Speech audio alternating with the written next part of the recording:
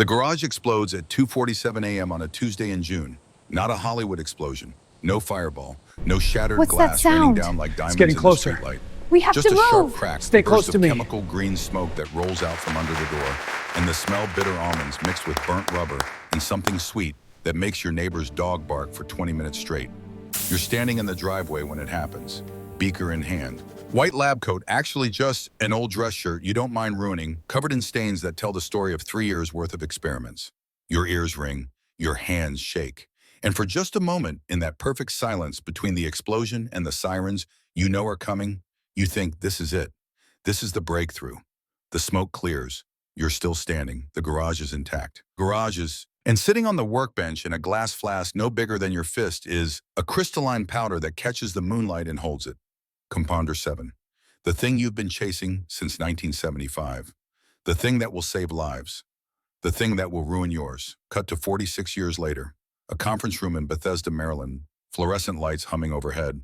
Men in expensive suits sitting around a mahogany table. The FDA seal on the wall behind them, all official eagles and Latin phrases that mean, trust us, we know what we're doing. A gavel comes down. MD-MA assisted therapy is hereby approved for the treatment of post-traumatic stress disorder. Applause, camera flashes. A woman in the front row cries, and you sitting in your living room 3,000 miles away, 80 years old now, hands spotted with age remote control, trembling in your grip, you laugh. Not a happy laugh. The kind of laugh that comes from deep in your chest where you've been storing 40 years of irony and injustice in the particular bitterness that comes from being right too early. That compound they just approved. You invented it in your garage in 1978. They called you a criminal. Now they call it medicine. How did we get here? Let's go back. Hey guys, tonight we're leaving behind the candlelit castles and swapping them for something sparkly, mysterious, and possibly illegal. The world of designer drugs. Before you settle in, take a second to hit like and subscribe, but only if you actually enjoy what you find here. Did you ever wonder what happened to all those experimental substances from the 70s? The ones your friends whispered about at parties? The ones that promised enlightenment or oblivion? Or just a few hours where the weight of being alive didn't press quite so hard on your chest? Comment and let me know if you remember. Now dim those lights. Put on a fan for that soft white noise hum. Get comfortable. And if you have a lava lamp, and let's be honest, if you lived through the 70s, you probably had too.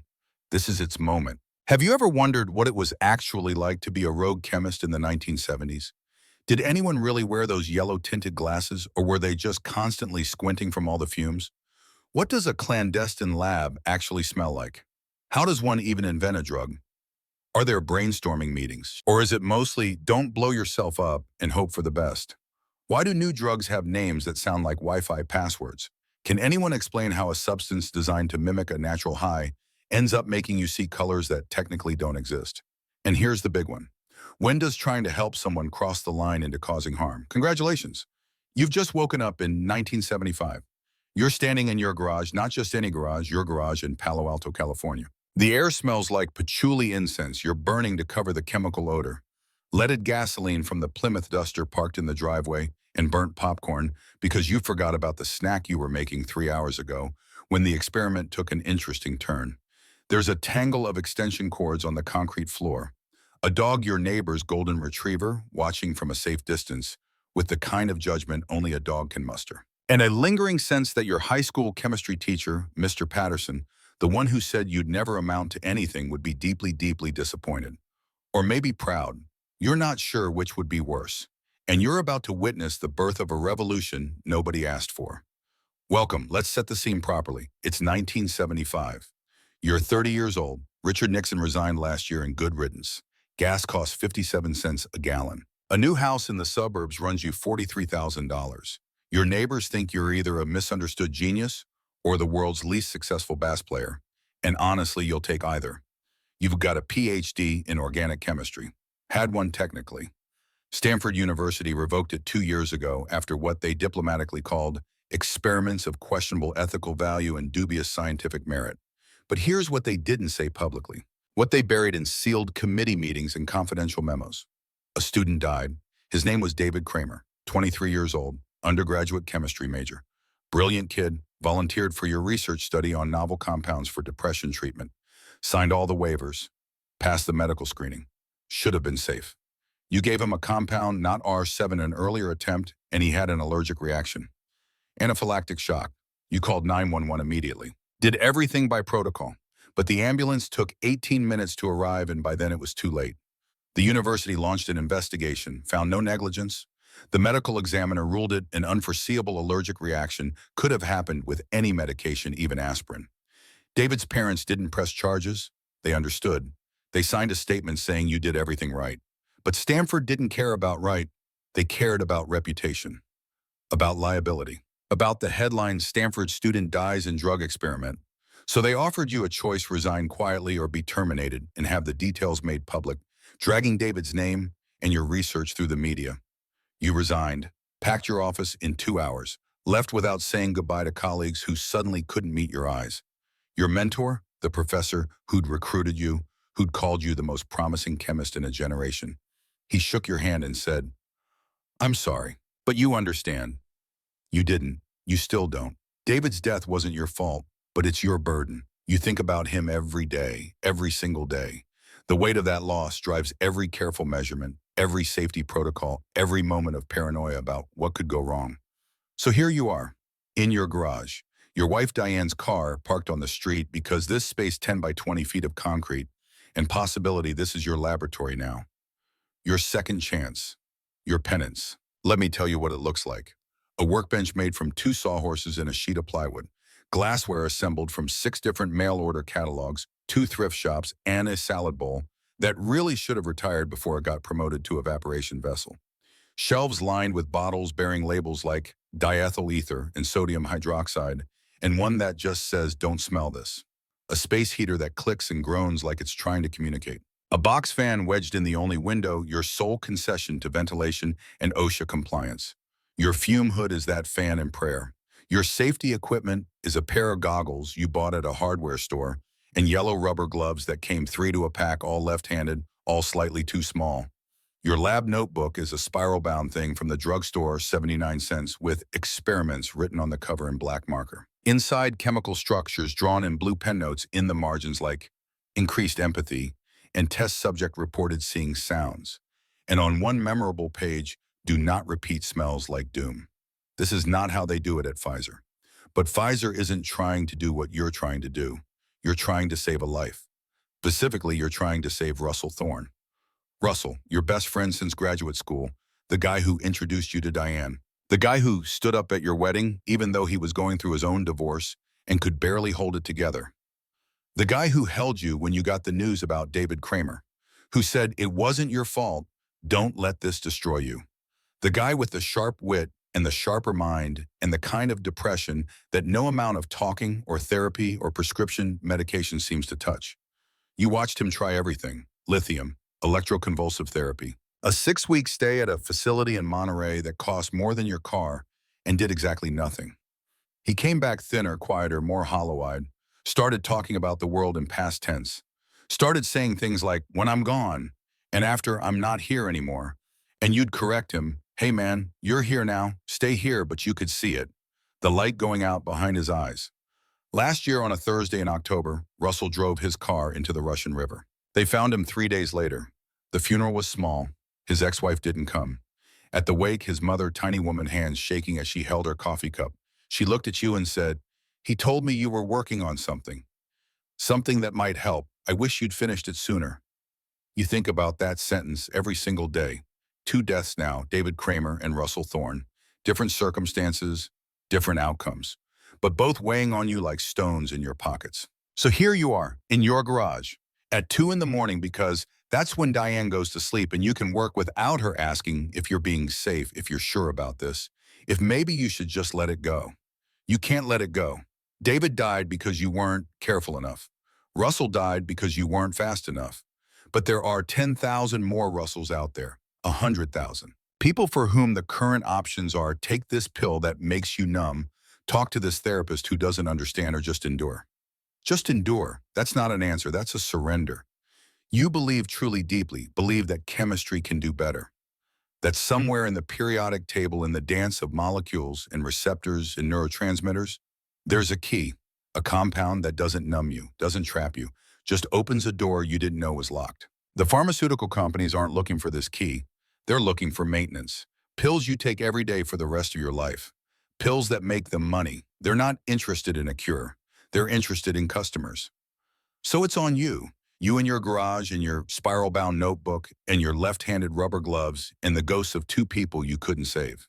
You hover over a beaker. The glass is warm reactions exothermic releasing heat, which means something's happening at the molecular level. You don't have fancy equipment. No mass spectrometer. No nuclear magnetic resonance machine. You've got your eyes, your nose, and 40 years of human trial and error chemistry that says if it crystallizes cleanly and doesn't smell like death, you might be onto something. The mixture turns clear, then cloudy. Then slowly, so slowly, you're not sure you're seeing it or just hoping tiny crystals begin to form. Like frost on a window, like snow that only falls in beakers. You hold your breath. The dog whines from the doorway. And there it is. Compound R7. Named for Russell. Named for the seventh attempt. 6 times you failed. 6 times you got something that was inert or toxic, or in one memorable case, turned your tongue numb for 6 hours and made music sound like it was coming from underwater. But the seventh time you think you've got it. You stand there in your garage in your stained shirt and your too small gloves and your protective eyewear that's really just safety goggles from the woodworking aisle, and you let yourself feel it. Hope, the thing with feathers, Emily Dickinson said, the thing that perches in the soul. You've been hopeless for so long. Since Russell died, since David died, since Stanford kicked you out, since Diane stopped asking about your day because the answer was always the same, more failure, more nothing, more proof that maybe the universe just doesn't want to be fixed. But right now, in this moment, with crystals forming in a beaker and a dog bearing witness, and the smell of burnt popcorn mixing with the chemical tang of possibility, right now you let yourself hope. You can't make this up. A 30-year-old ex-PhD with 2 deaths on his conscience is about to change the world. He just doesn't know the cost yet. Testing day arrives on a Saturday in July. The temperature outside is 93 degrees. Inside your garage, it's approximately the surface of the sun. The space heater is off, but the residual heat from yesterday's synthesis combined with a California summer and zero air conditioning has turned your laboratory into a sauna. You've invited 3 people. First, Diane, your wife. 31 years old, strawberry blonde hair pulled back in a ponytail, wearing cut-off shorts and a Jefferson Airplane t-shirt. She's a nurse at Stanford Medical Center. Ironic considering Stanford wants nothing to do with you anymore. And she's seen things. Overdoses, suicides, the wreckage that untreated depression leaves behind. She's skeptical of this project. Worried about legality, worried about safety. She's also worried about you. She sees how David's death changed you. How you wake up at 3 a.m. checking your notes, making sure you didn't miscalculate something. How you triple-check every measurement. How you've become obsessive about safety in a way that borders on paranoia. If you're going to do this, she said when you told her about R7, I'm taking notes. Someone needs to document it properly. And someone needs to make sure you don't kill yourself trying to redeem yourself. She didn't say David's death wasn't your fault because she said it 100 times and you never believe her. So she's here. Spiral notebook in hand, medical bag at her feet. She's wearing her watch with the second hand because she's going to track vitals every 15 minutes. Second Felix Rodriguez, 26 years old. Music student at Berkeley, dropped out halfway through his degree when he realized he'd rather spin records than write dissertations about them. Now he works at a club in San Francisco called The Warehouse. You don't know him well, friend of a friend, but when you put out feelers carefully, cautiously through people you trust, looking for volunteers, Felix showed up. My sister, he said, depression, she tried everything, nothing works. If you're working on something new, I want to help test it, want to know if it's real before I recommend it to her. He's wearing sunglasses even though you're inside, jeans torn at the knee. A calm that feels chemically enhanced, but you don't ask. You've learned not to judge people's coping mechanisms. Third, yourself. Of course, yourself. You're not asking anyone to take something you haven't taken first.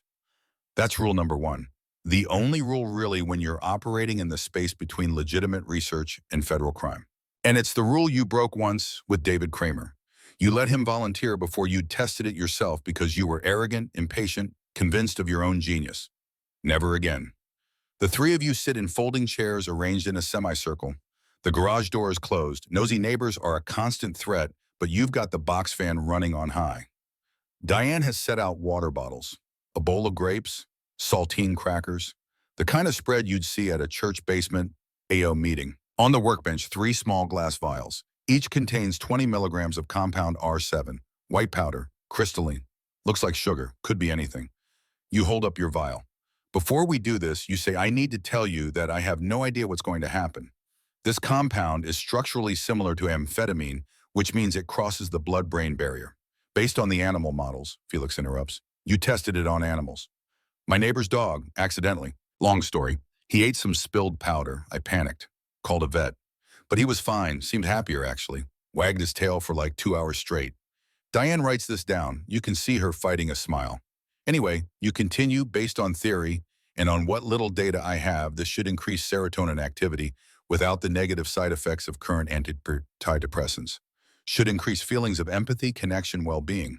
Should last 4 to 6 hours. Should be safe at this dose. Should, Felix says. Should you agree? Your hands are shaking. You grip the vial tighter. I need to tell you both something else. Something you should know before you decide to do this. You take a breath.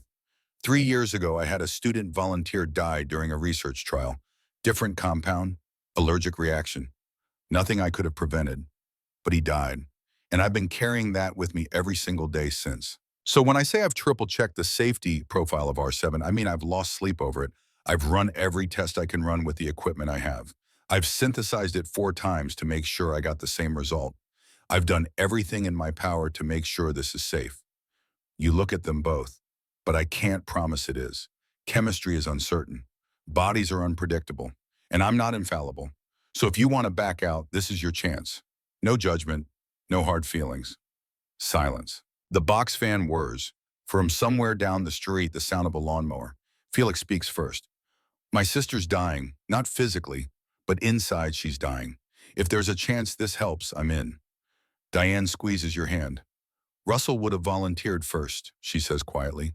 He would have been sitting right here cracking jokes, asking if this was going to turn him into a superhero. Let's do it for him.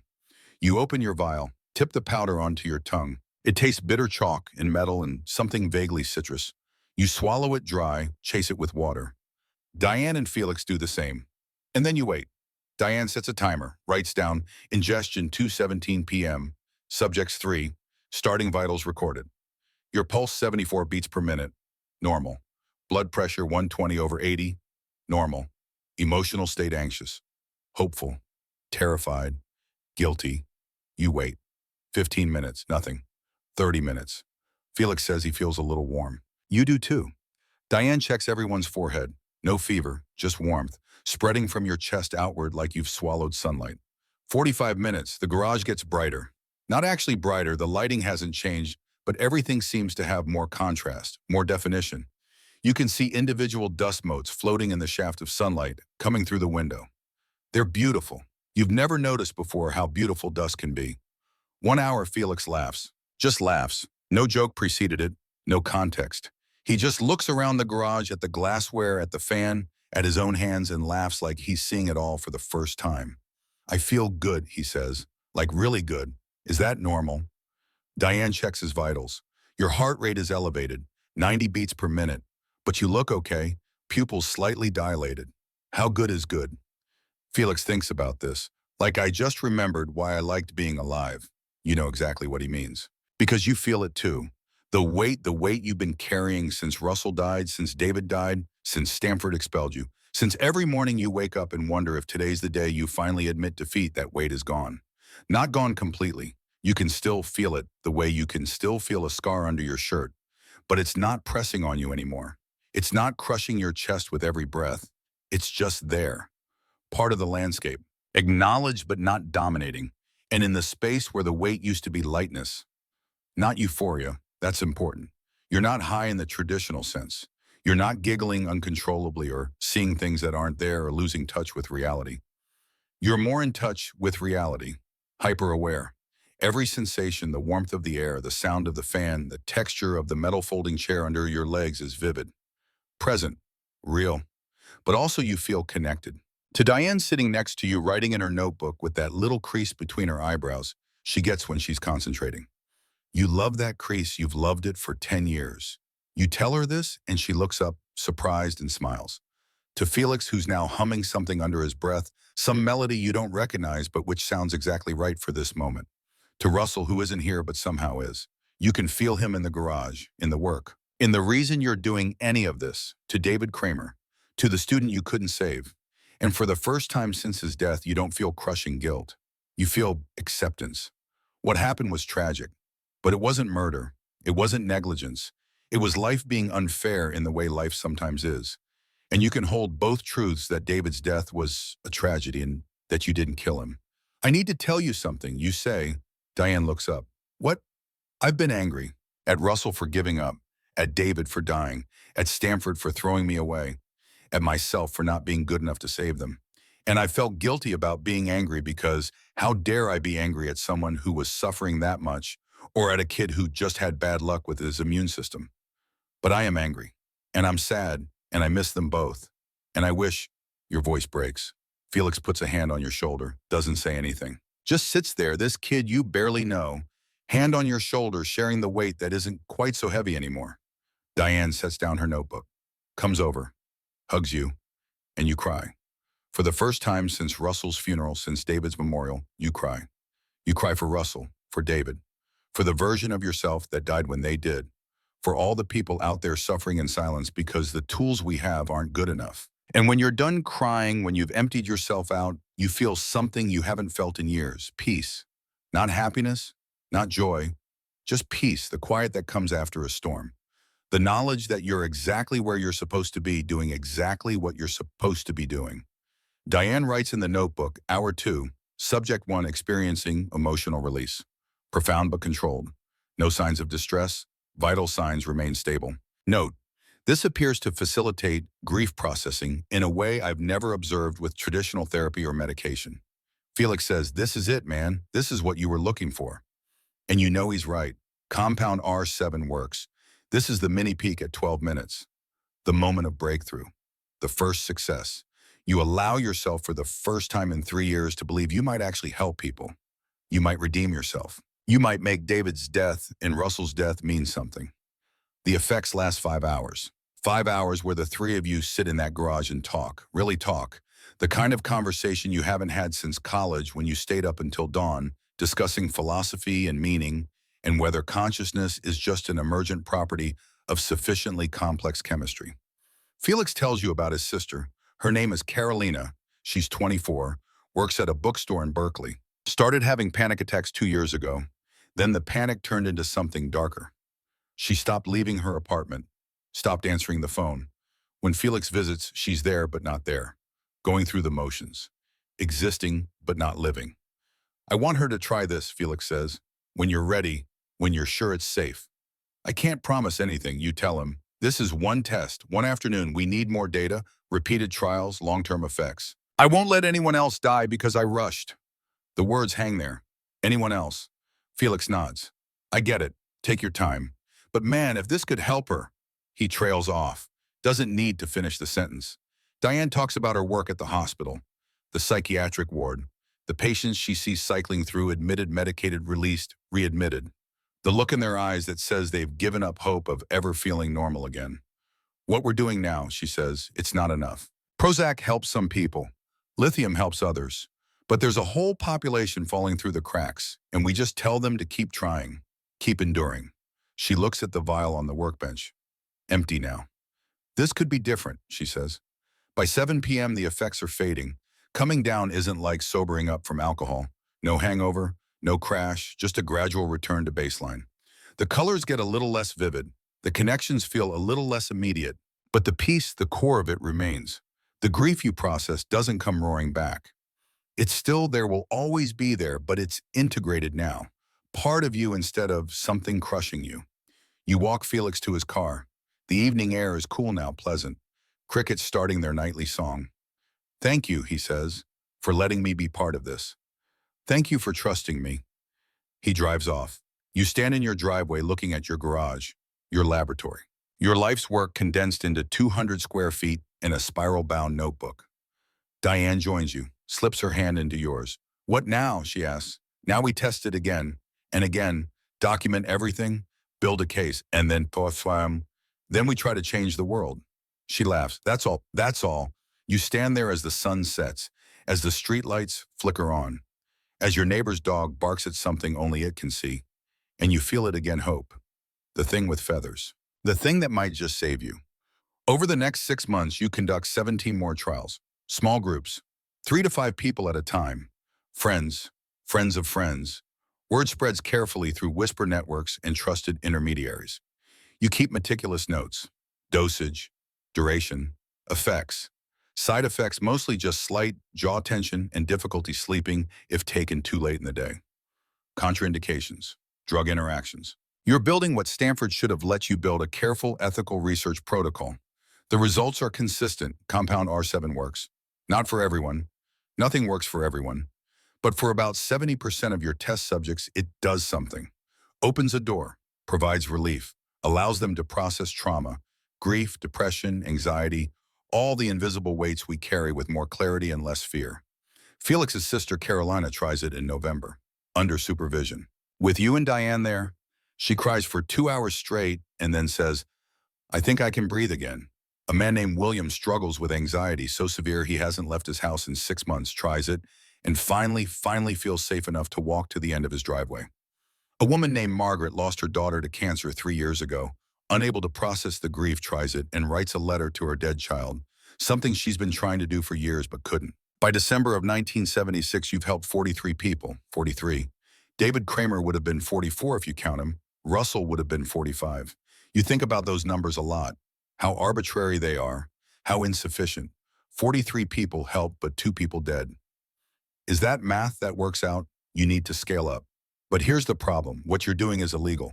Compound R7 isn't approved by the FDA, isn't on any registry. Technically falls under the Controlled Substances Act of 1970, even though it didn't exist when that act was passed. You're manufacturing a controlled substance, distributing it. You're checking all the boxes that would make the DEA very interested in your garage. So far, you've stayed under the radar. Small groups, no money changing, hands you give it away always, which is its own kind of protection. And the people you've helped, they're not talking. Why would they? You gave them something precious. They're not going to burn you, but you can't stay small forever. If this is going to help the people who need it, it has to grow. And growth means risk. One night in January 1977, you're in the garage, late. Diane's asleep. You're reviewing your notes, trying to figure out the next step. There's a knock on the side door. You freeze.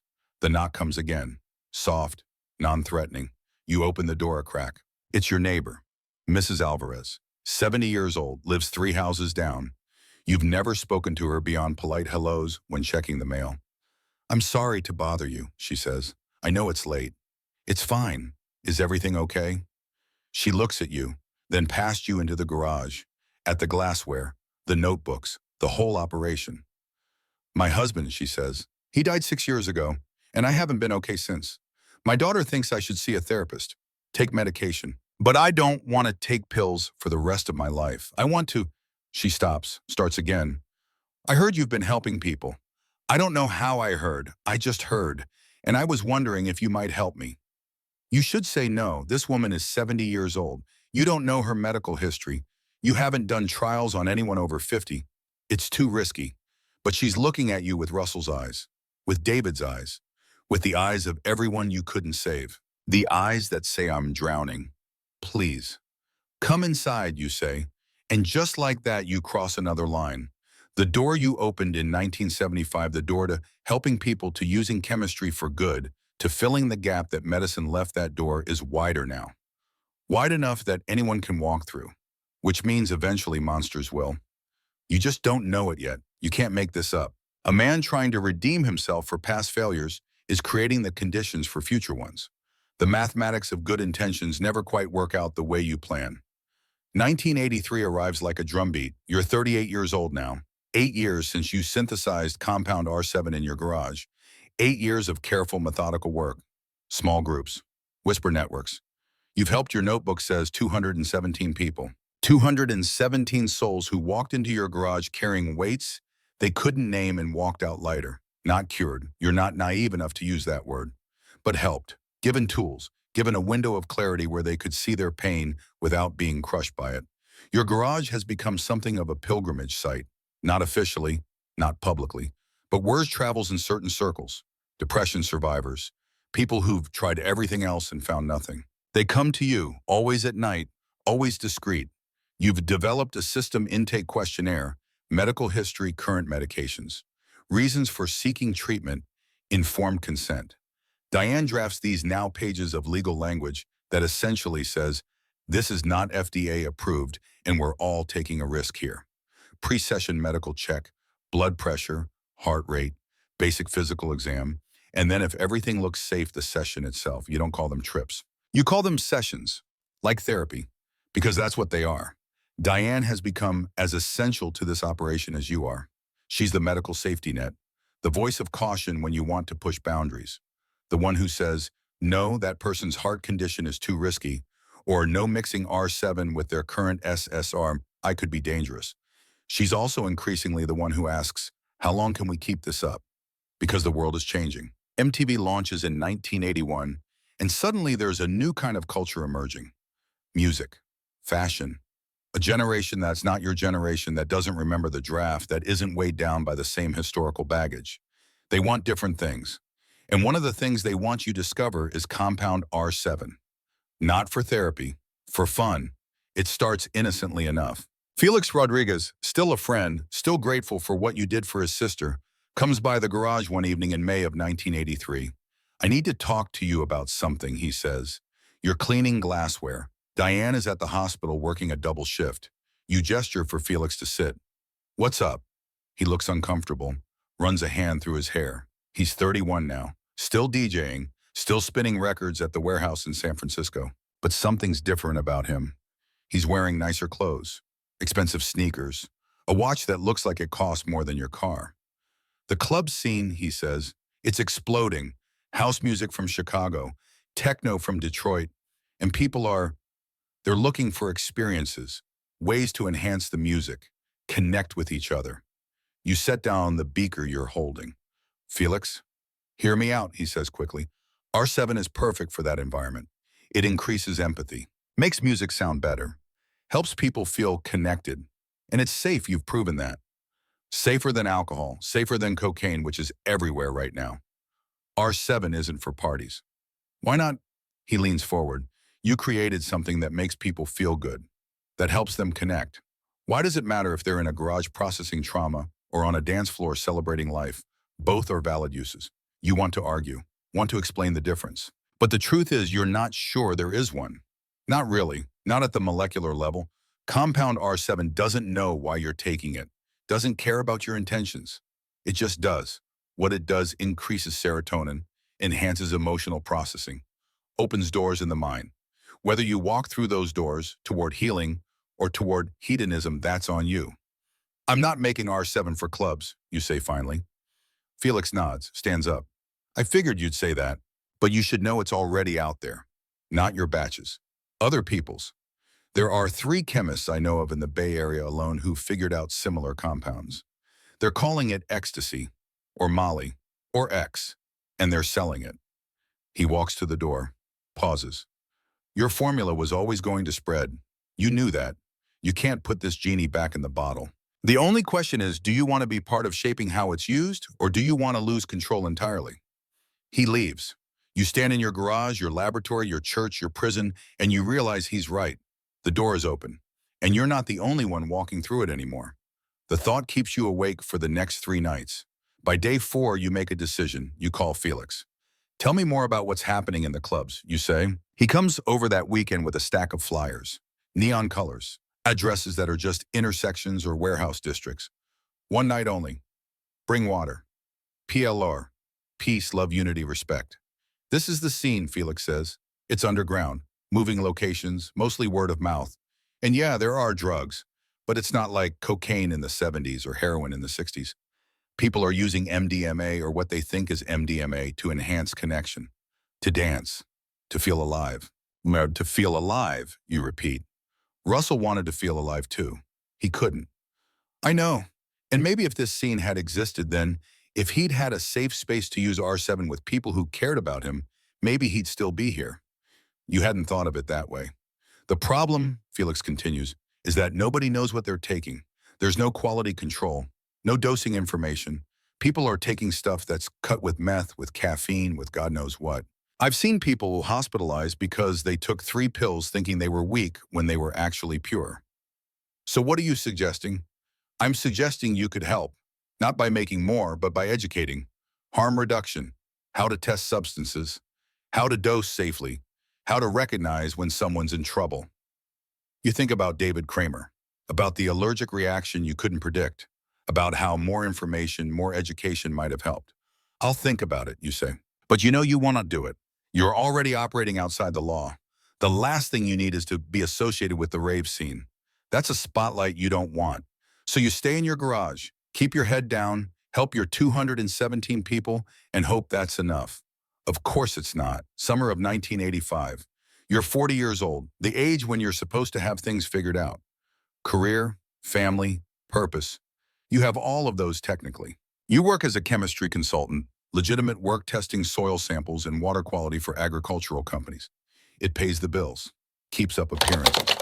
Your real work happens at night, but increasingly your real work is becoming harder to control. Compound R7. What's that Though sound? nobody calls it It's getting that closer. anymore except you. We It's have to everywhere. move. Stay close Not to me. everywhere.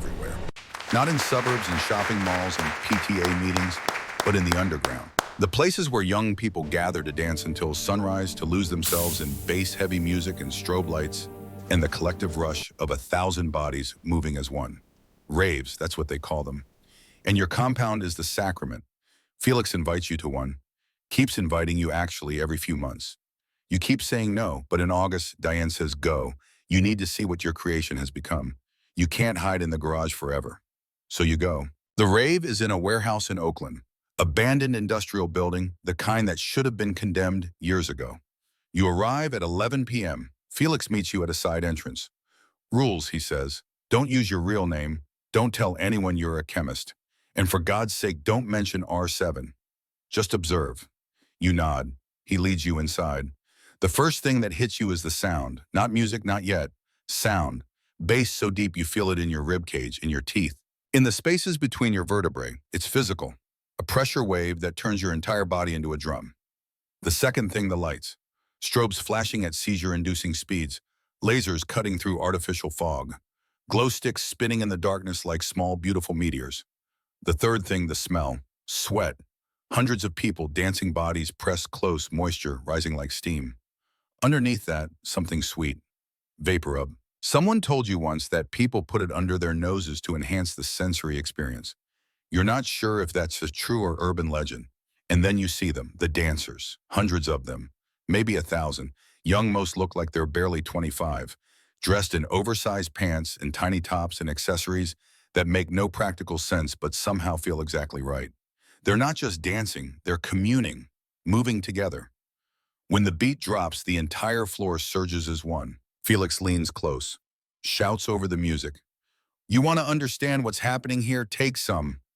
He holds out his hand, a small white pill. Not powder. Someone's pressing R7 into tablets now, probably cutting it with something, binders, fillers, who knows what. You should say no. You take it. The come-up happens faster than you remember. Maybe because your heart is already racing from the environment. Maybe because this version is different from what you synthesize. But within 30 minutes, you feel it. The warmth, the opening. The music shifts from assault to embrace. Every beat lands perfectly. The bass isn't just sound anymore, it's texture. Velvet and thunder. The person next to you, a girl who can't be older than 20, wearing butterfly wings made of iridescent fabric, turns and smiles at you. First time, she shouts. You nod. It's beautiful, right? And it is. For about 3 hours, standing in that warehouse, surrounded by strangers who feel like family, moving to music that feels like it's being generated by your own heartbeat. It's beautiful. You understand why Felix wanted you to see this. This is what happens when compound R7 leaves the therapeutic setting. When it escapes the careful control of medical supervision and informed consent and enters the wild, it becomes something else. Not worse, not better, just different. These kids aren't processing trauma, they're creating joy. Weaponizing chemistry to carve out a space where for a few hours they don't have to be productive citizens or good children or anything other than bodies moving in space together. There's something pure about that, something you hadn't considered when you were in your garage focused solely on healing. But then, around 2 a.m. you see it, a kid maybe 19 sitting against the wall. Not moving, eyes rolled back, jaw working like he's chewing invisible gum. A girl kneeling next to him, panic in her eyes. You push through the crowd. Felix follows. What happened? You ask the girl. I don't know. He took 2 pills an hour ago and he was fine, but then he started shaking and now he won't respond. And did he take anything else? Maybe, I don't know. He was drinking and someone gave him Coke earlier. Of course he mixed it. Because nobody teaches drug safety in health class. Nobody explains that mixing stimulants is like playing Russian roulette with your heart. Diane isn't here. But you learn from her. You check the kid's pulse. Fast. Too fast. His skin is hot. Fever hot. You pull up his eyelids. Pupils dilated to the point where his eyes are almost entirely black. We need to get him outside, you tell Felix. Cool air, water. And if he doesn't improve in 5 minutes, we call 911. Felix and 2 other guys carry the kid out a side exit. The cool night air hits like a blessing. You pour water on his head, his neck. He starts to come around, groaning, blinking. Stay with us, you say. You're okay, you're going to be okay. He vomits. Good. Better out than in. 20 minutes later, he's coherent enough to tell you his name, Aaron, what he took 2 pills plus cocaine plus rum and cokes all night, and that he feels like absolute hell, but yeah, he's alive. You send him home in a taxi with his friends. Instructions to go to the ER if anything gets worse. Felix looks at you. This happens. Not often, but it happens. How often? He shrugs. Maybe 1 in 50 parties. Someone overdoes it, mixes wrong. We've gotten good at handling it. Water, cool air. Usually they're fine. Usually. He doesn't answer. You drive home as the sun rises. Diane is still at the hospital, one of her endless shifts. You sit in your garage. The morning light makes everything look shabby. The glassware needs washing. The workbench is cluttered with notes. You think about that kid. Aaron, 19 years old, stupid and reckless and lucky to be alive. You think about Carolina, Felix's sister, who tried R7 and said, I can breathe again. Same compound, different context, different outcome. And you wonder, am I responsible for both? The answer you realize is yes. You can't control how people use your creation, but you created it. You opened that door. And now you have to live with everything that walks through it. This is the mini peek at 24 minutes. The moment where success and danger collide, where you realize the full scope of what you've unleashed. The knock on your door comes at 5:47 a.m. on a Tuesday in March 1989. You're in bed, Diane next to you. Deep sleep, the kind where you're dreaming about something pleasant, you can't remember what, and the dream is slowly dissolving as consciousness returns. The knock comes again, harder, then a voice. Federal agents open the door. You're awake instantly. Diane sits up. What? Don't move, you whisper. Let me handle this. You pull on pants, a shirt. Your hands are shaking. Your mouth tastes like copper and fear. You open the front door.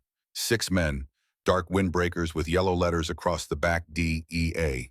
Behind them, 3 police cruisers, lights flashing. Your neighbors are coming out onto their porches. Mrs. Alvarez, the woman you helped 12 years ago, stands in her doorway with her hand over her mouth. The lead agent holds up a badge. Are you the owner of this residence? You nod, can't speak. We have a warrant to search the premises, specifically the garage structure at the rear of the property. Step aside, please. They push past you. Not violent, just efficient. 2 agents stay with you in the living room. The others head for the garage. A woman in a dark suit enters, mid-30s. Short hair, no-nonsense expression. She shows you her identification. Detective Catherine Brennan, DEA Task Force. I've been investigating your operation for 18 months. 18 months, a year and a half. You had no idea. I want you to know, she says, and there's something in her voice, almost like regret, that I understand what you were trying to do. I've read the testimonials from your patients. I've interviewed people you've helped, and I believe you had good intentions. And then why? Because intentions don't matter under the law. You manufactured a Schedule I controlled substance. You distributed it. Those are federal crimes. She pauses. For what it's worth, I think the law is wrong. I think compounds like MDMA should be studied properly in clinical settings. But that's not my decision to make. Diane comes downstairs. She's dressed now, still in her nursing scrubs from yesterday's shift. She looks at you. You see the question in her eyes. Did you know this was coming? You didn't.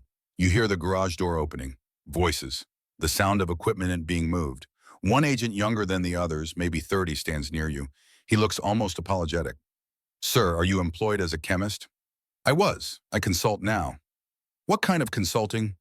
Agricultural, soil testing, water quality. He writes this down. And the laboratory equipment in your garage. Personal research. What kind of research? You don't answer. You know how this works. Every word you say can be used. Every admission is a nail in your coffin. The lead agent returns. He's holding a clear plastic evidence bag inside a vial of compound R7.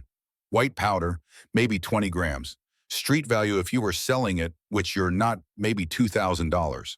Sir, he says, you're under arrest for the manufacture and distribution of a Schedule 1 controlled substance. The world narrows to a pinpoint. Diane makes a sound, not a scream, something smaller, a whimper of grief. They read you your rights. You've heard them on TV 1,000 times. They sound different when they're being read to you. When the person saying, you have the right to remain silent, is standing in your living room at 6 in the morning with your life in a plastic evidence bag. They don't handcuff you, some small mercy, just lead you to an unmarked sedan. As you're walking down your driveway, in full view of your neighbors of Mrs. Alvarez, who you helped of the mailman who's just arriving and stops to stare, you think about the door. The door you opened in 1975. The one that was supposed to lead to healing. It led here instead, to a DEA raid, to arrest, to the end of everything you built. Detective Brennan walks next to you. She speaks quietly so only you can hear. There's going to be pressure to make an example of you. To connect you to every overdose, every problem case, every kid who ended up in an ER. The prosecutor is going to paint you as a drug kingpin. I never sold it. I never profited. I know, and I'm going to make sure that's on record. But you need a good lawyer, and you need to prepare yourself for the possibility that this doesn't end well. At the federal building downtown, they process you. Fingerprints, mugshot. You're not booked into general lockup, another mercy. They put you in a holding cell by yourself. Concrete walls, metal bench, a toilet that smells like decades of despair. You sit there for 6 hours before your lawyer arrives. Her name is Rebecca Gold, 52 years old. Reputation as a civil rights defender. Takes cases about government overreach. Diane called her apparently the moment you were driven away. She sits across from you in a cinder block interview room. Tell me everything, she says. So you do. The whole story. David Kramer. Russell, the garage. Compound R7. The 217 people, more now, maybe 300, who you've helped over 14 years. The sessions, the careful documentation. The fact that you never sold it, never profited, always gave it away to people who needed it. She listens, takes notes. When you finish, she sets down her pen. Here's the situation, she says. They're charging you with manufacturing a Schedule 1 controlled substance. That's a federal felony. Minimum 5 years, maximum 20. They're also considering distribution charges, but that's harder to prove since you never sold it. Still giving it away counts as distribution under the law. I was helping people. I believe you, but the law doesn't care about intentions. The Controlled Substances Act is clear. MDMA, which is what they're calling your compound, is Schedule 1. No accepted medical use. High potential for abuse. Making it is illegal. Period. So what do I do? She looks at you for a long time. We fight this. Go to trial. I'll argue that your research was for medical purposes. Get expert witnesses. Scientists who will testify about the therapeutic potential. Patients who will talk about how you help them. It's a long shot, but it's possible. How long of a shot? Honestly, federal prosecutors have a 95% conviction rate, but your case is unusual. You're not a drug dealer. You're a researcher operating outside the system because the system failed. That might resonate with a jury. Or they might just see me as a criminal. Yes, that's the risk. You think about Diane, about Mrs. Alvarez, about Carolina and William and Margaret and all the others. I won't give them names, you say. If they want me to testify against anyone else in the network, I won't do it. Rebecca nods. Then we fight.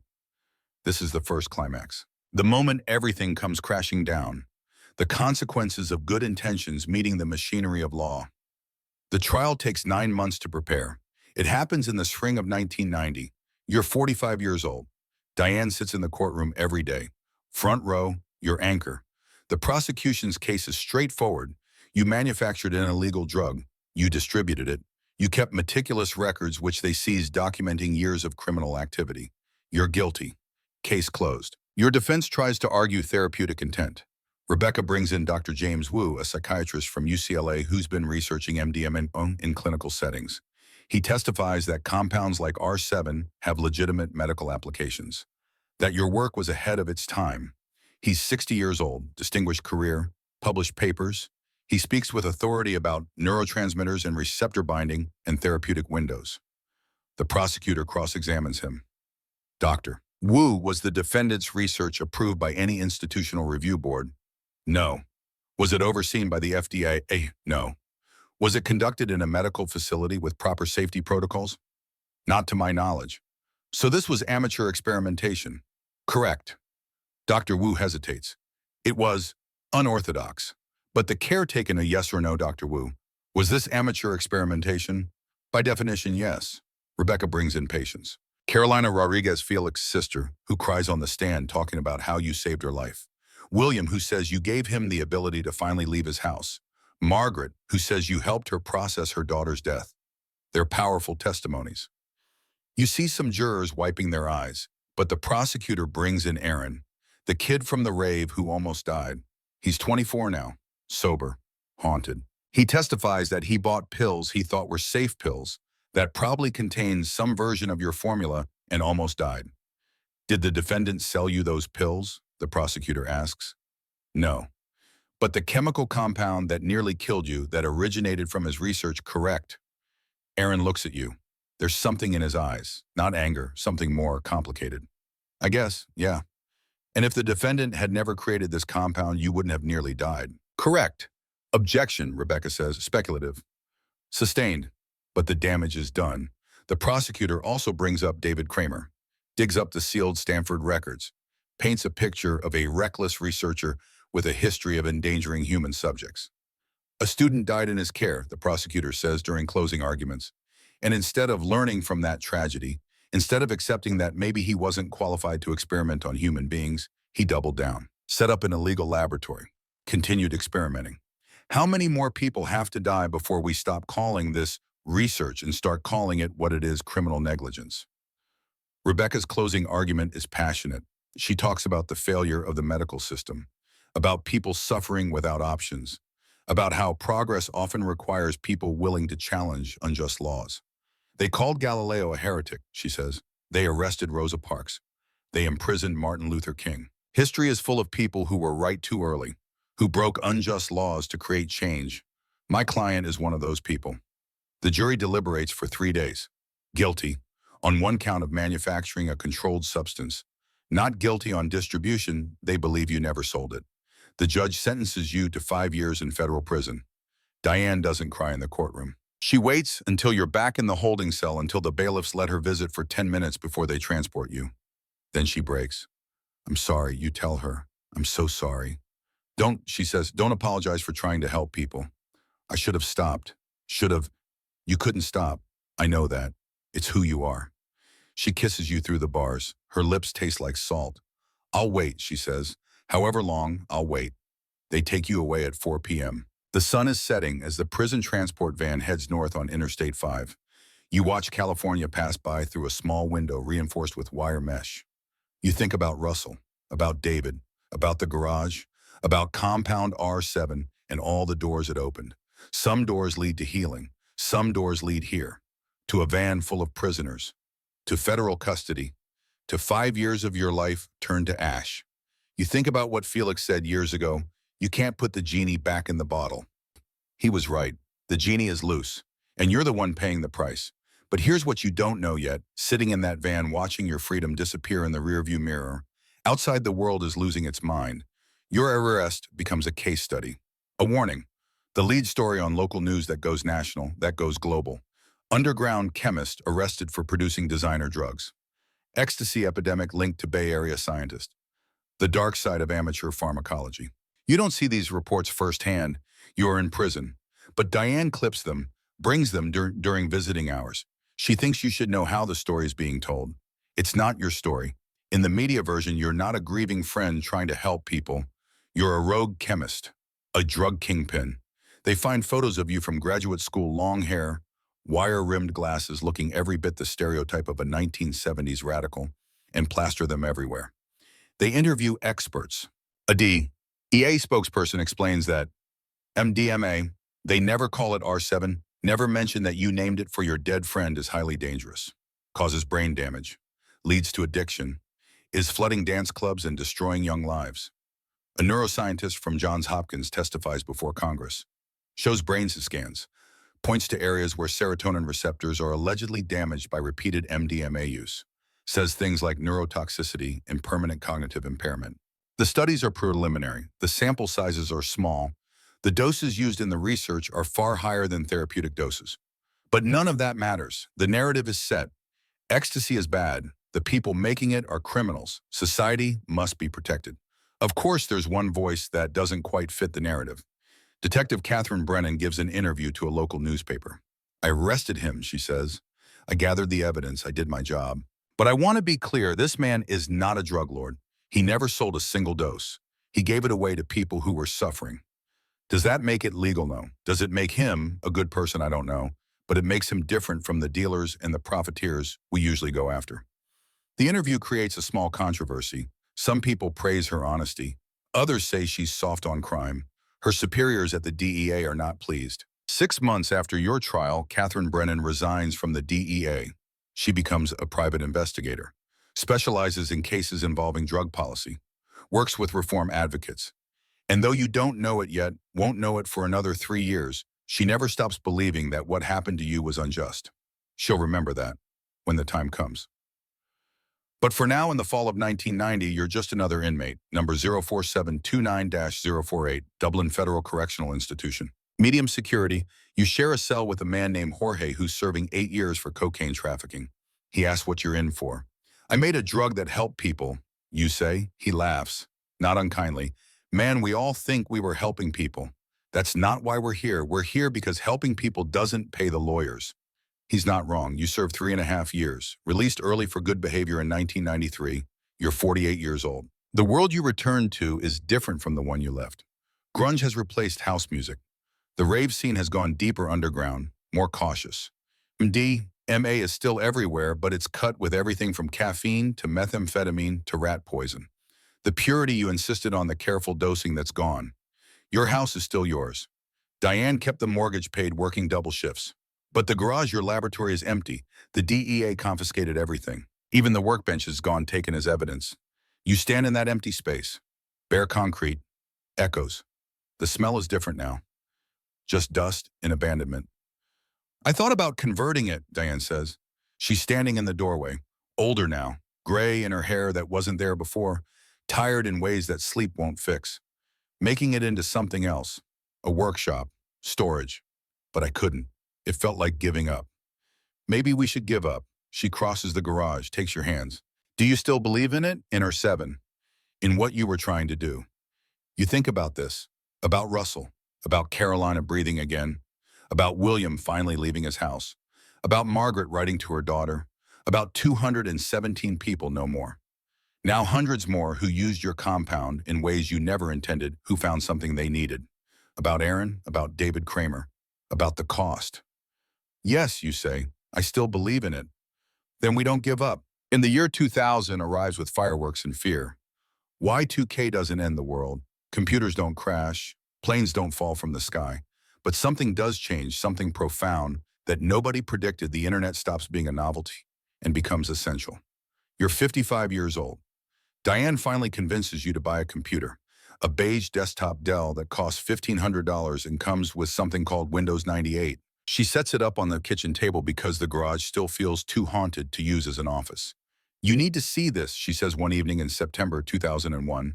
She's navigated to something called a forum. The letters on screen are small green text on black background, hard to read.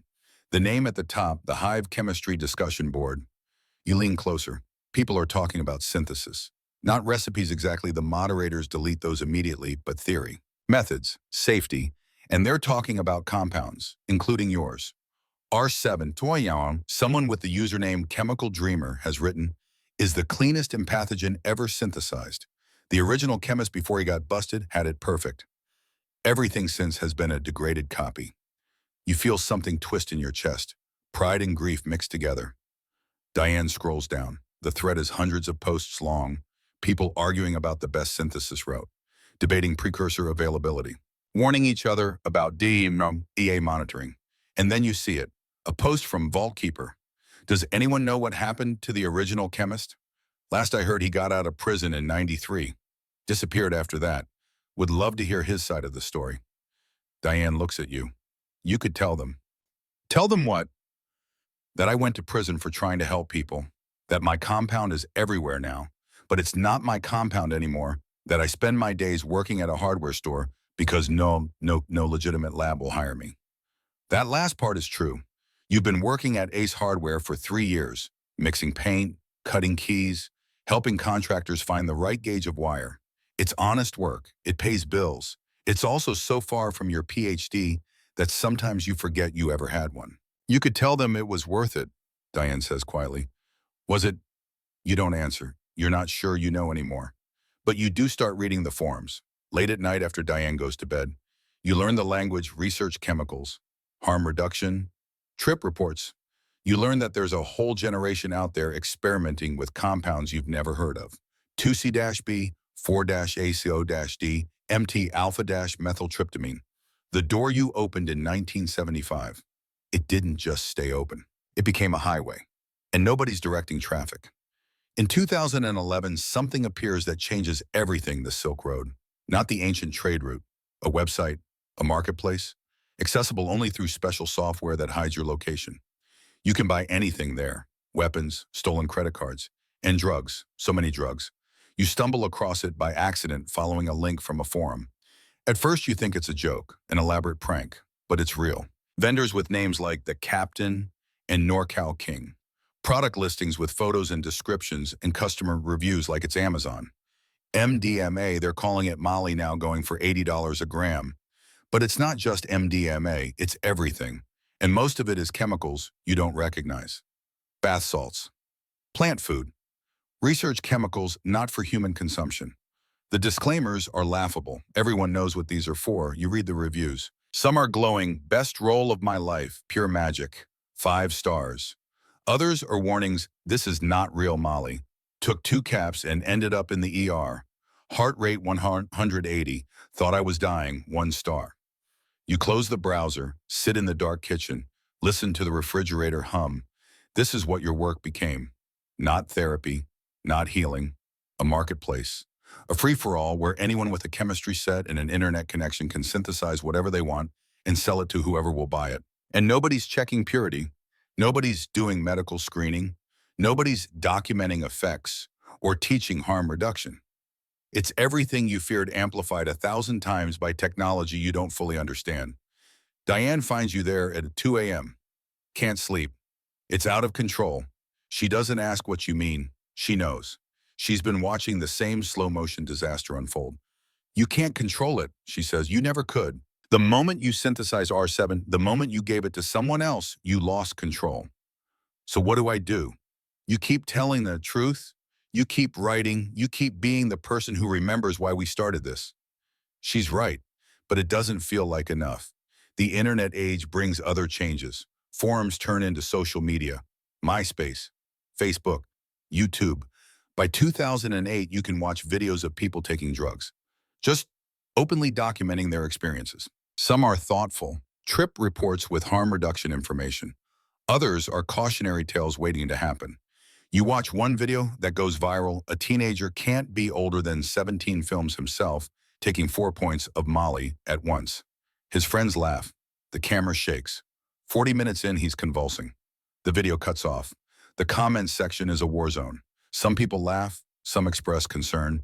Nobody knows if the kid is okay. You feel ancient, obsolete. Like you're watching a language you used to speak evolve into something unrecognizable. In 2012, the term bath salts enters the public consciousness. Not the kind you put in your bathtub. Synthetic cathinones. Stimulants chemically similar to the compounds you studied decades ago, but twisted, modified, made harsher. They're sold at gas stations, convenience stores, head shops, labeled not for human consumption as legal protection. Everyone knows what they're really for. The news reports are apocalyptic. Man high on bath salts attacks police officer. Bath salts, the new drug epidemic. Zombie apocalypse linked to synthetic drugs. The zombie story turns out to be false. The man in question was not on bath salts, just experiencing a psychotic episode. But the narrative is already set, and once again the media panic machine revs up. Congressional hearings, emergency scheduling, states passing laws so broad they accidentally ban legitimate chemicals used in industrial processes. You watch this from your living room, 67 years old now, retired from the hardware store, living on Diane's pension and Social Security. Your newsletter discontinued years ago when email made physical mail obsolete, and you couldn't figure out how to build a website. It's happening again, Diane says. She's watching the news with you. A senator holding up a packet of bath salts like it's anthrax. It never stopped happening, you reply. But this time something is different. This time, buried beneath the panic and the sensationalism, there are other voices, researchers, harm reduction advocates, people saying maybe the problem isn't the drugs, maybe it's the prohibition that makes them dangerous. Maybe if we legalized, regulated, educated, we'd save lives instead of destroying them. It's a small chorus, easily drowned out by the louder voices screaming about danger and protecting children and just saying no. But it's there, and it's growing. One afternoon in November 2013, your doorbell rings. You're not expecting anyone. Diane is at her book club. You consider not answering, but curiosity wins. You open the door. A young man stands on your porch, mid-20s, dressed in jeans and a hoodie, nervous energy radiating off him like heat. Are you? He stops. Starts again. I'm sorry to bother you. I'm not sure if I have the right house. But did you synthesize R7? Your blood goes cold. Who are you?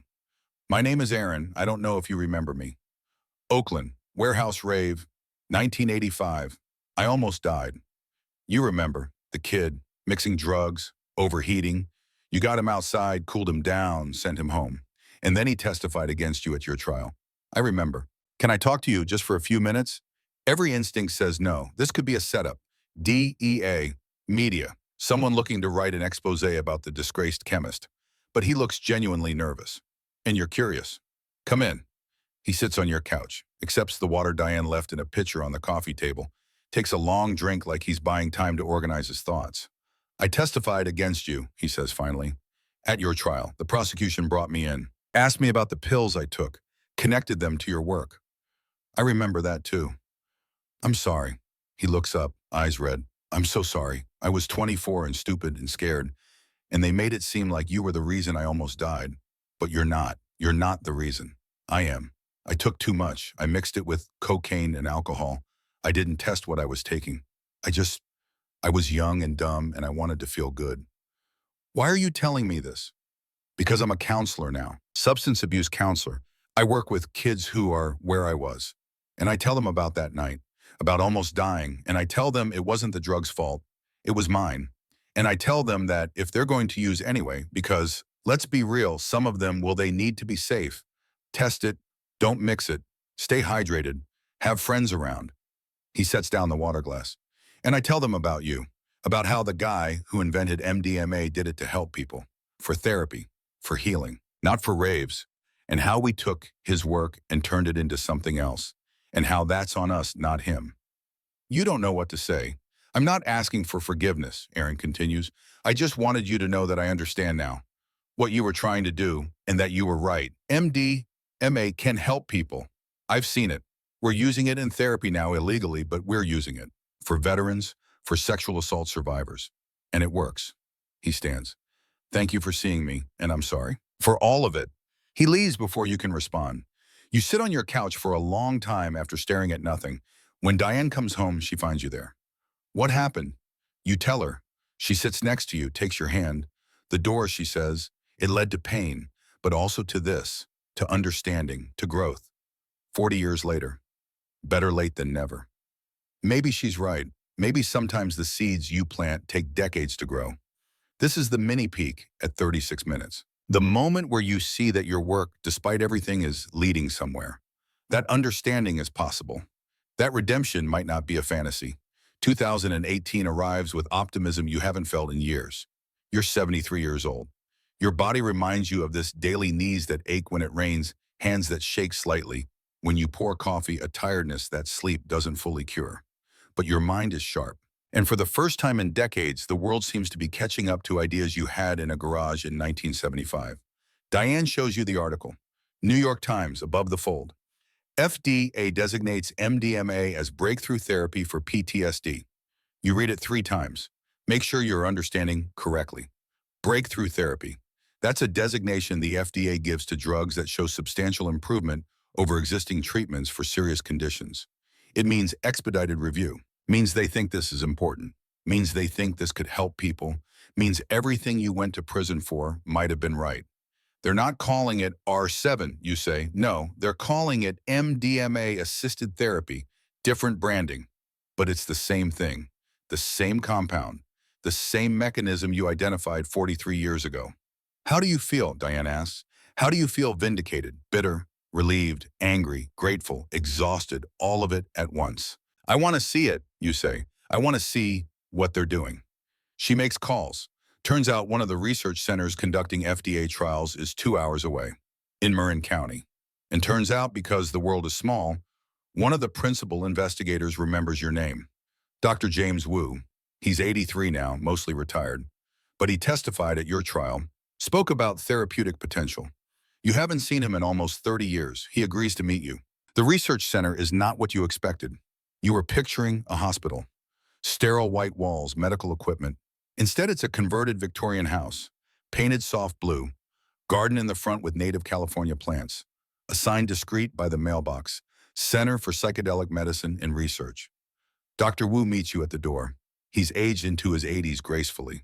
White hair, wire-rimmed glasses, the same gentle demeanor you remember from the courtroom. Come in, he says. Both of you. He gives you a tour. The house has been converted into therapy rooms, each one designed to feel safe. Comfortable couches, warm lighting, art on the walls, nothing disturbing, just calming abstractions. Plants, windows looking out onto the garden. This is where we do the sessions, Dr. Wu explains. 3 sessions over the course of 3 months. The first is preparatory. The second is the MDMA session itself. The third is integration, helping them process what they learned. How much are you dosing, when you ask? 125 milligrams of pure MDMA, pharmaceutical grade. We know exactly what's in it. Not like the pills being passed around at raves. Not like the bath salts sold at gas stations. This is controlled, precise. Everything you tried to do in your garage, but with resources and legitimacy. Can I watch a session? Dr. Wu hesitates. The patients need to consent. But let me ask. He returns 10 minutes later. I have a veteran, former Marine, 3 tours in Afghanistan. He's willing to have you observe. He knows who you are, says he's honored. The veteran's name is Marcus, 37 years old, shaved head, tattoo sleeves on both arms. He shakes your hand with a grip that's firm but not aggressive. You're the original guy, he says, the one who figured this out. I tried to figure it out. A lot of people refined it since. Still, thank you for starting. The session begins at 10 a.m. Marcus lies on a couch. 2 therapists sit nearby, 1 male, 1 female. They're there for support, not to direct. This isn't traditional talk therapy. It's about creating a safe space and letting the medicine do its work. They give Marcus the capsule. Pharmaceutical, clean, everything measured. And you watch. The come-up takes 40 minutes. You see it happen. The slight tension in his shoulders releases. His breathing deepens. The furrow between his eyebrows, probably permanent from years of hypervigilance, smooths out. How are you feeling? The female therapist asks. Warm, Marcus says. Like, safe. I haven't felt safe in 10 years. Over the next 4 hours, you watch Marcus cry. Talk about things he's never told anyone. His fear, his guilt. The friend who died in his arms. The civilian casualties he witnessed. The nightmares that wake him up every night, soaked in sweat and screaming. And you watch the therapist hold space for this. Not judging, not fixing, just witnessing. This is what you imagined in 1975. Not people dancing in warehouses until sunrise. This, when the session ends, when Marcus is coming down coherent, exhausted, but somehow lighter, he looks at you. I get it now, he says. Why you went to prison for this. It's worth it.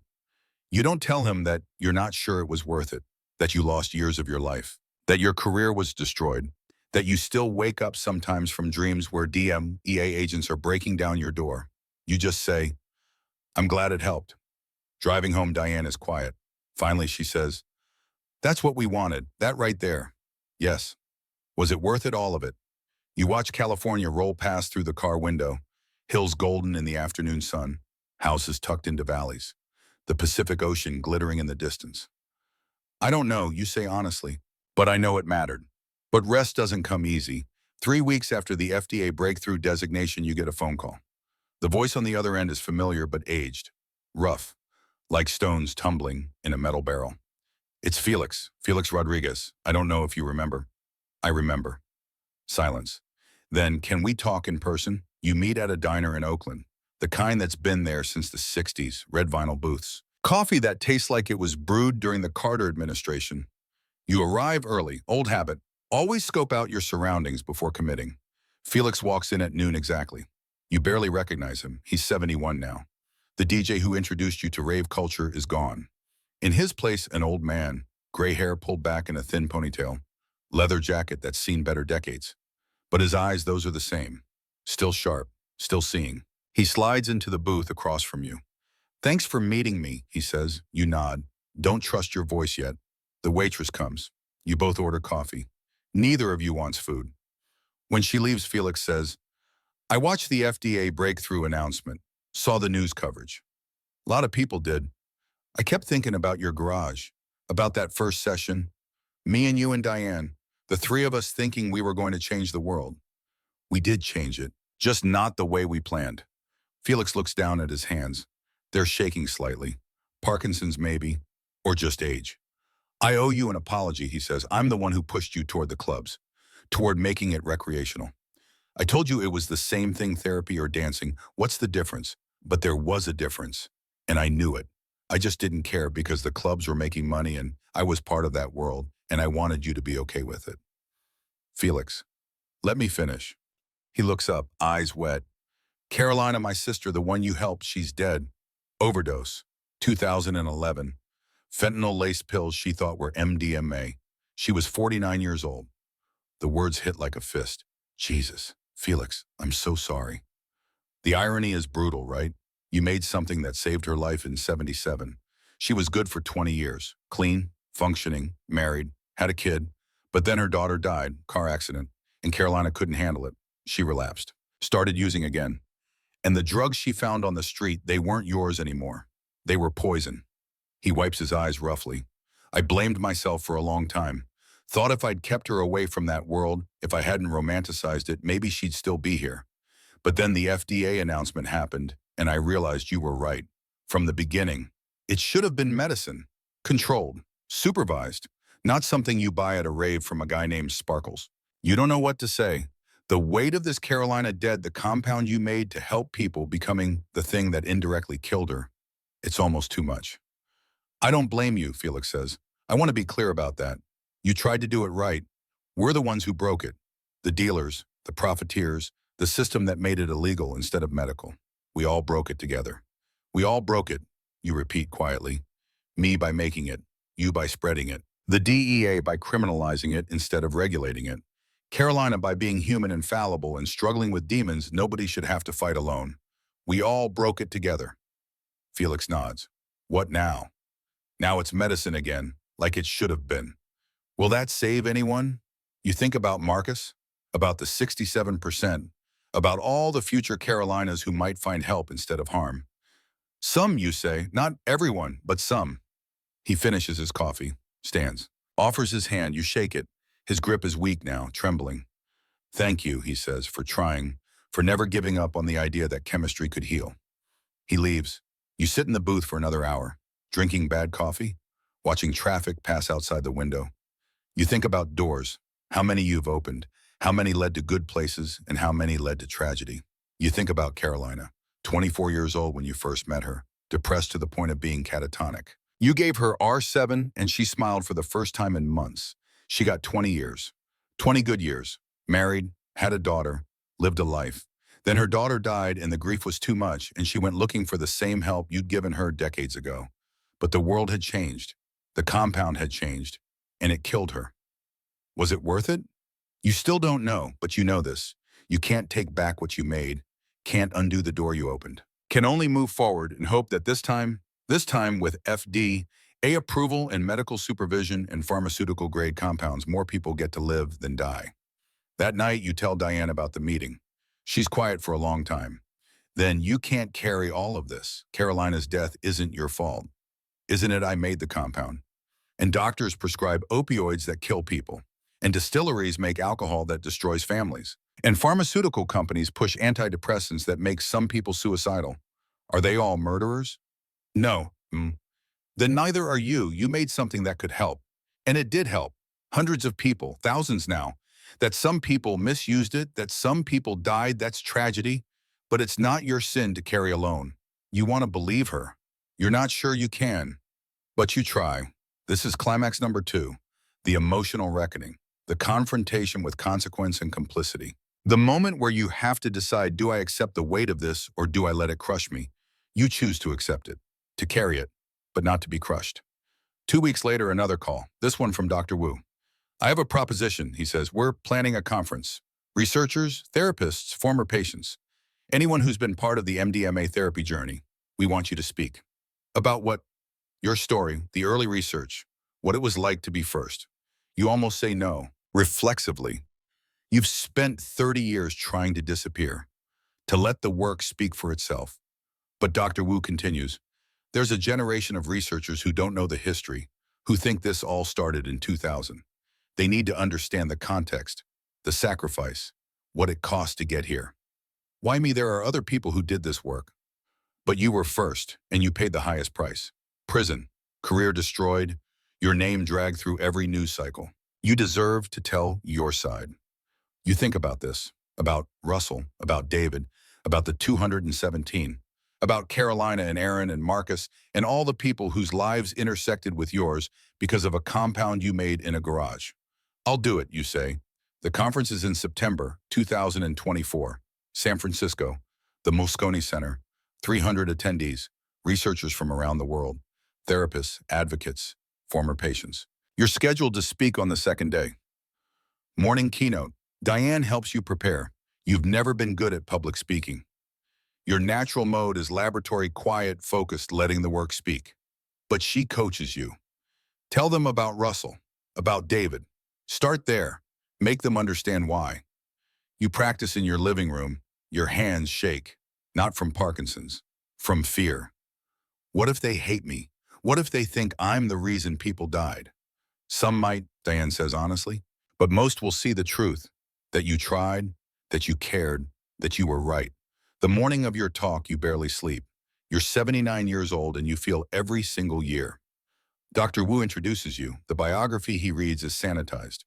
Pioneer in therapeutic chemistry, conducted groundbreaking research in the 1970s and 80s, faced significant legal challenges, but never abandoned his belief in the healing potential of MDMA.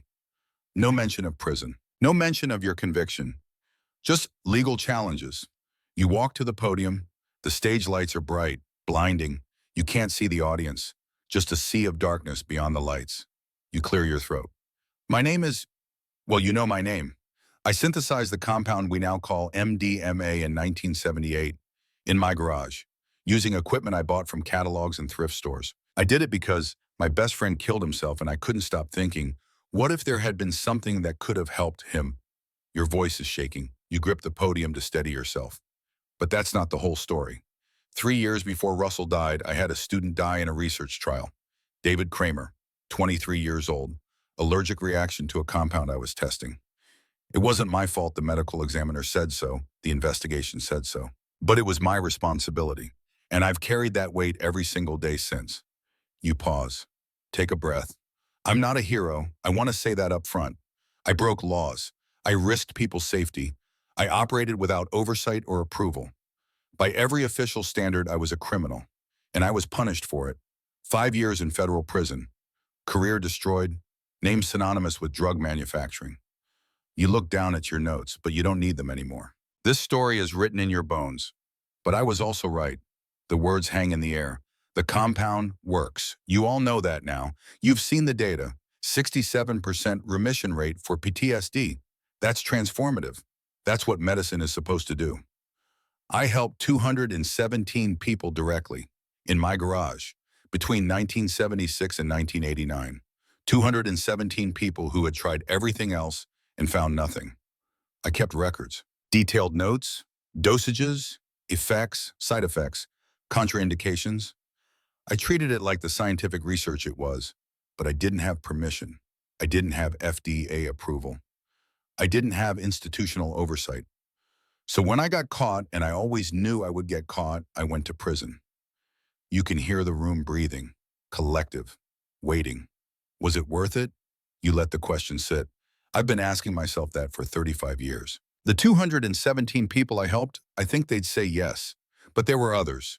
People who took compounds inspired by my work, who got them from unregulated sources, who mixed them with other drugs, who died.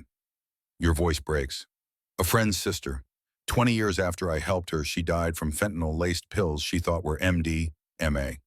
Is her death on me? I've been told no, that I'm not responsible for how people misuse medicine. But it doesn't feel that way. It feels like I opened a door and couldn't control what walked through it. You look up, try to see past the lights. Can't. Here's what I learned. Good intentions aren't enough. Science isn't enough. You need structure, regulation, safety protocols, medical supervision, all the things I didn't have because I was working outside the system. And I worked outside the system because the system wasn't working. That's the paradox. If I'd waited for the FDA for approval for permission, we'd still be waiting. Russell would have died without hope. Those 217 people would have suffered without relief. Sometimes you have to break unjust laws to create change. But breaking laws has consequences, and people get hurt.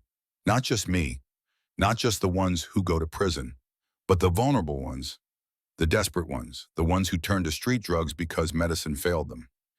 You grip the podium harder. So I'm asking you, all of you, the researchers and therapists and advocates, learn from my mistakes. You have the opportunity, I never had to do this right, to make MDMA available, legal, safe, supervised, to help the millions of people who are suffering. But do it carefully, do it ethically. Don't let it become what it became in the 80s and 90s. Don't let the market corrupt the medicine. You pause. One more thing to say. And to the patients, the ones who'll benefit from this treatment, please know, this drug is not magic. It's a tool, a powerful tool that can help you process trauma, face fears, heal wounds. But it's just a tool. The healing comes from you, from your courage to look at painful things, from your willingness to do the work.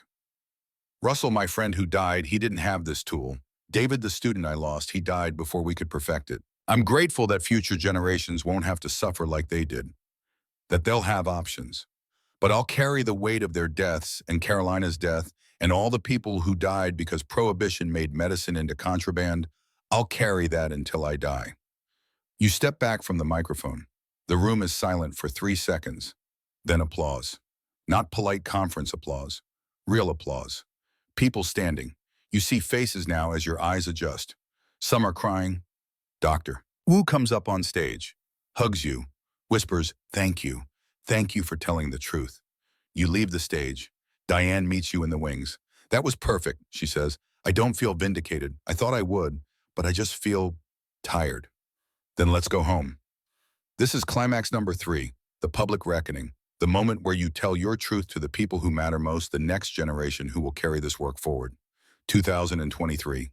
You're 78 years old. The FDA approval hearing happens in May. You watch it live streamed on YouTube. The interface confuses you, but Diane sets it up. The hearing room is formal, wood paneling, the FDA seal on the wall, commissioners sitting at a long table, scientists present, data, patients testify, veterans, sexual assault survivors, people who've lived with PTSD for decades and found relief in these 3 sessions. One woman, 62 years old, assaulted in college, suffered in silence for 40 years, breaks down crying on camera. "This gave me my life back," she says. "I thought I'd die with this trauma, but I'm free. For the first time in 40 years, I'm free." The commissioners ask questions about safety, long-term effects, abuse potential. The researchers answer carefully. Yes, there's some risk. Yes, it needs to be controlled. But the benefits vastly outweigh the risks when used in therapeutic settings. At 4:37 p.m. Eastern Time, the committee votes, 12-1 in favor of approval. The room erupts in applause. People crying, hugging, and you sitting in your living room 3,000 miles away, you laugh. That same laugh from 23 years ago when you first saw the FDA breakthrough announcement. The laugh that means I was right all along. And it only took 48 years for anyone to admit it. Diane puts her arm around you. "How does it feel?"